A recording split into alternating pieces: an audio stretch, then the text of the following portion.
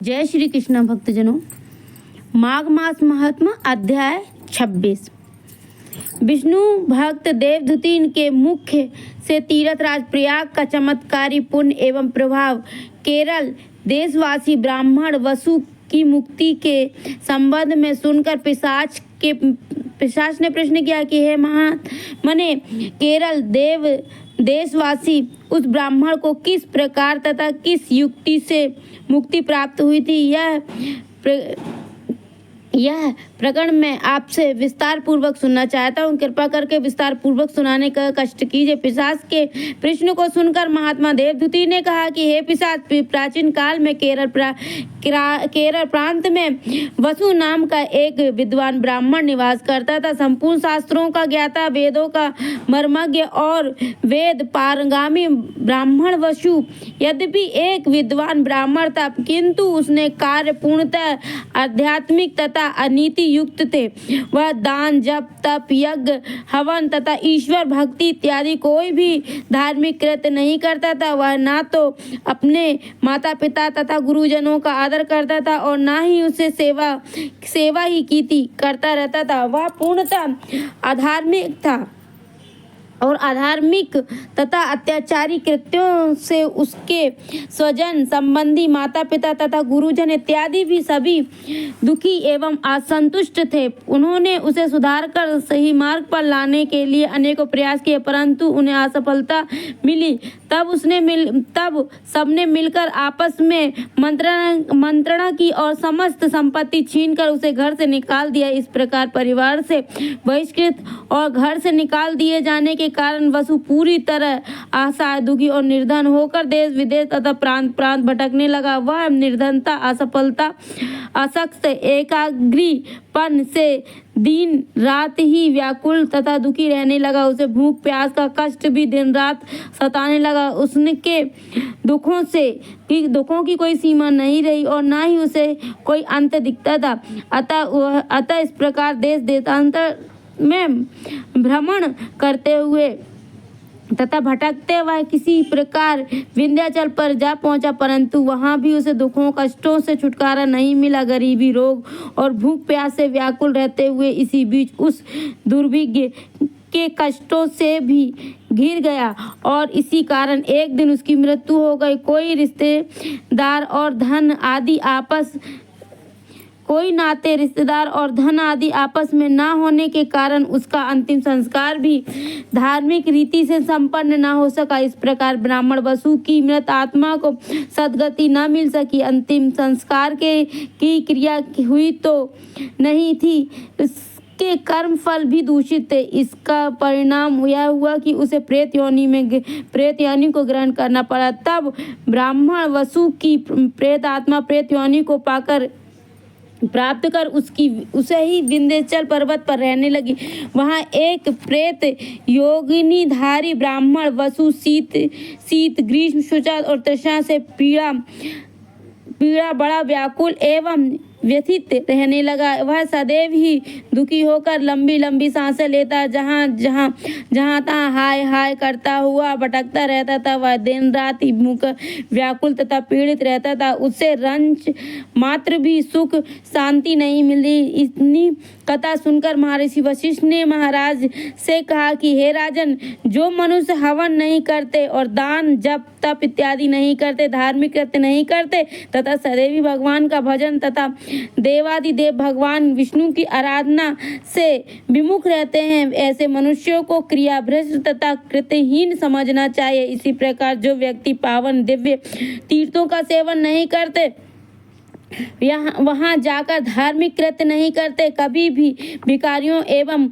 अभ्यागतों की सेवा नहीं करते तथा अन्न, वस्त्र, स्वर्ण, फल, मिष्टान, जल एवं मणि इत्यादि का कभी दान नहीं करते, वे सदैव ही अधार्मिक तथा धर्म रहित माने जाते हैं। ऐसे लोक निंदित तथा धर्म वर्जित कृत्यों को करने वाले मृत्यु के पश्चात नरक यातना तो भोगते ही हैं। इनका पुनर्जन्म भी भूत, प्रेत, पिशाच, राक्षस तथा कीट पतंगों की योनियों में होता है। वशिष्ठ जी ने आगे कहा, जो व्यक्ति स्वर्ग तथा मोक्ष एवं सद्गति की इच्छा रखते, उन्हें सदैव ही शास्त्रों एवं धर्म तथा आदेशित सत्कृतों को करना चाहिए और समस्त पापों से बचे रहना चाहिए। उन्हें दान, यज्ञ, जप, तप, पूजा पाठ आदि करना चाहिए। सद्ग्रस्तों को तीर्थ यात्रा, हरि कीर्तन तथा अतिथि सेवा करते हुए सदैव ही पाप कर्मों से बचे हुए शुभ कर्मों में लगे रहना चाहिए। जो भी मनुष्य अपने लिए कुछ कर्मों के फल से बच नहीं सकता, कोई भी मनुष्य अपने किए हुए कर्मों से बच नहीं सकता, उसे अपने लिए किए हुए कर्मों का फल भोगना ही पड़ता है। धर्म के मर्म की चर्चा करते हुए वशिष्ठ जी ने कहा, ब्राह्मण, क्षत्रिय, वैश्य तथा शूद्र इन चारों वर्णों वाले मनुष्यों को सदैव ही धार्मिक कृत्यों में लगे रहना चाहिए। समस्त प्रकार के अशुभ कर्मों से बचकर पूर्ण धार्मिक तथा पाप रहित जीवन व्यतीत करना चाहिए। उन्हें उनका यह लोक तथा परलोक दोनों ही संवरते हैं और वे दुखों से मुक्त रहकर धन, वैभव, आरोग्य तथा सुख शांति को प्राप्त होते हैं। धर्मयुक्त जीवन व्यतीत करने में ही समस्त प्राणियों का कल्याण है। महर्षि वशिष्ठ जी ने आगे कहा, हे राजन, अब मैं तुम्हें केरल देश में उस प्रेत कायाधारी ब्राह्मण वसु की मुक्ति की कथा सुनाता हूँ। एक दिन धर्मात्मा पुरुष प्रयागराज में स्नान करके अपने घर लौट रहा था। उसने साथ ही त्रिवेणी जल की 2 बोतलें भी थी। उन्होंने यह अपने हाथ में ले रखा था। वह भगवान भक्ति में मग्न होकर भगवान का कीर्तन करता हुआ चला जा रहा था। उसी समय वसु प्रेत ने उसका मार्ग रोक लिया। वसु ने प्रेत उससे कहा कि हे ब्राह्मण, तुम्हारे पास जो जल की बोतल है उसमें से उसका जल मुझे पीना चाहता हूँ। इस समय तुमने मुझे जल ना पिलाया तो प्यास से व्याकुल होकर मेरे प्राणांगत हो जाएंगे। याचना से भरा हुआ प्रेत का ऐसा आग्रह सुनकर धर्मात्मा व्यक्ति ने उस प्रेत से पूछा, घोर दुखों से दुखी, कालांत, निर्बल, मलिन तथा वस्त्र रहित तुम कौन हो? तुम्हारे जर्जर शरीर में केवल प्राण ही अपना आभास देते हैं, अन्यथा तुम अत्यंत दुखी एवं कृश कार्य प्रतीत होते हो। तुम्हें देखकर मुझे भय प्रतीत हो रहा है। तुम्हारा शरीर धुएं के समान काला क्यों है? तुम्हारे पैर भूमि पर क्यों नहीं है? तुम मुझे अत्यंत दुखी तथा अमानवीय दशा में ग्रस्त प्रतीत हो रहे हो।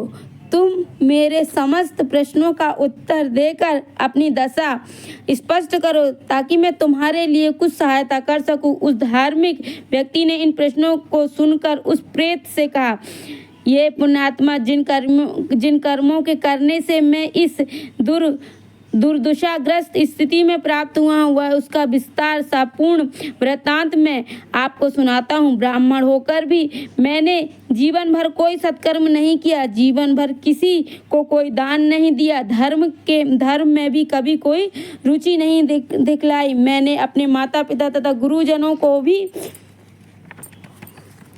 कभी कोई सेवा नहीं की। मैंने कभी भी घर आए किसी अव्यागत तथा का स्वागत सत्कार नहीं किया। मैंने जीवन भर स्वेच्छाचारी जीवन जिया है। मैं सदैव ही भगवान की भक्ति एवं पूजा से विमुख रहा हूँ और मैंने जीवन भर अनेकों पाप कर्म तथा परपीड़न के कृत्य किए हैं। प्रेत ने रोते रोते आगे कहा, हे ब्राह्मण, अब मुझे अपने पूर्वजन के किए गए समस्त पापों का स्मरण करके पश्चाताप हो रहा है। मेरे अकर्मों के प्रभाव से मेरा ज्ञान, बुद्धि तथा विवेक पूर्ण रूप से नष्ट हो चुका है। मेरा दुर्भाग्य इतना बड़ा है कि मैं इन वन में समस्त प्रकार के फल, फूल, कंदमूल तथा निर्मल जल से परिपूर्ण जलाशय विद्यमान होने पर भी मैं सदैव भूखा, प्यासा और व्याकुल होकर भटकता रहता हूँ। मेरे पाप कर्मों से मेरा दुर्भाग्य इतना प्रबल है कि ना तो मैं लताओं तथा वृक्षों के फल तोड़कर खा सकता हूँ, ना कंदमूल खा सकता हूँ और ना ही पेट भर कर जल ही पी सकता हूँ। मैंने अपने पूर्व जन्म के पाप कर्मों के कारण ही मुझे यह प्रेत योनि का प्राप्त हुई है। मैं सदैव ही तुषा, तृष्णा और पीड़ा से व्याकुल रहा करता हूँ।